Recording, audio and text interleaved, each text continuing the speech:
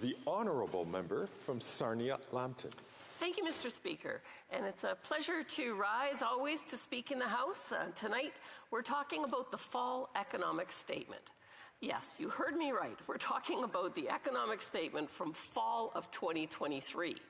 And so I think it's worth pointing out that the Liberals do have an arrangement with the NDP to support them, so they actually have a majority.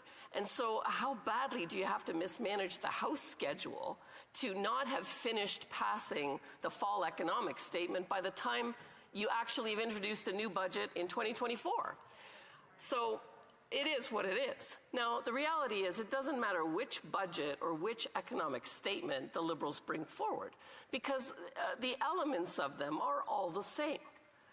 The first thing that you'll see in every budget or economic statement that comes from the Liberals is huge government overspending, a huge deficit.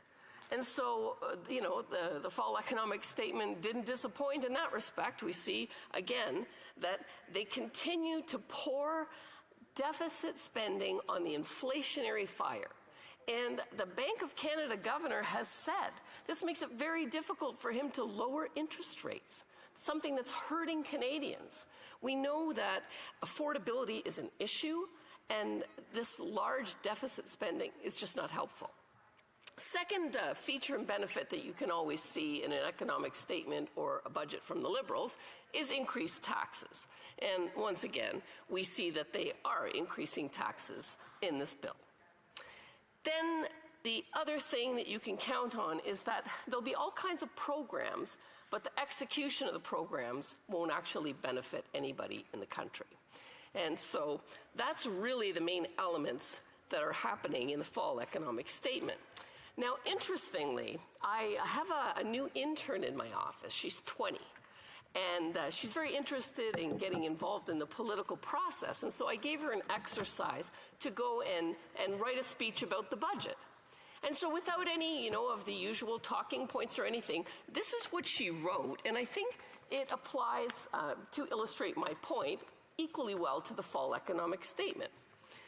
She wrote, after 9 years of this Prime Minister and this Liberal NDP government, Canadians are worse off than ever. Housing costs have doubled, interest rates have skyrocketed, and food banks can't keep up with the demand. Instead of helping Canadians, this new budget proposes billions of dollars in inflationary spending, which will only increase the cost of living and make life harder for Canadians. To briefly outline some of the main aspects of the budget, this coalition government promises to create economic prosperity within Canada, as well as building more homes and making them affordable. However, these promises are not new.